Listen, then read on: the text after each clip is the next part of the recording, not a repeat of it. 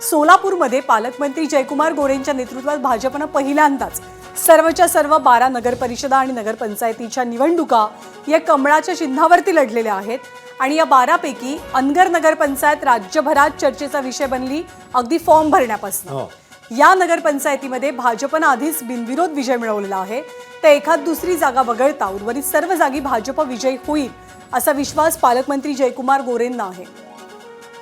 जयकुमार गोरे साहेब आपल्यासोबत आपण बघतो की 9 वर्षांनी निवडणुका होत आहेत। प्रचंड मोठा उत्साह जनतेमध्ये होता आणि तेवढाच मोठा उत्साह उमेदवारांच्या मध्ये होता।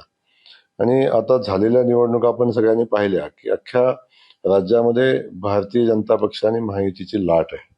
खास करून सोलापूर जिल्ह्याचा विषय आपण घेतला तर सोलापूर जिल्ह्याच्या इतिहासामध्ये आजपर्यंत कुठल्या निवडणुका आघाडी किंवा अन्य पक्षाच्या चिन्हावर लढवल्या जायच्या, पण भारतीय जनता पक्षाच्या चिन्हावर एका दुसरी निवडणूक नगरपालिकेची व्हायची, अन्यथा अन्य पक्षाच्या चिन्हावर निवडणुका व्हायच्या।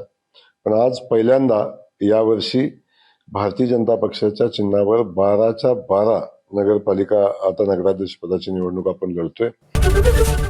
एबीपी माझा, उघडा डोळे बघा नीट।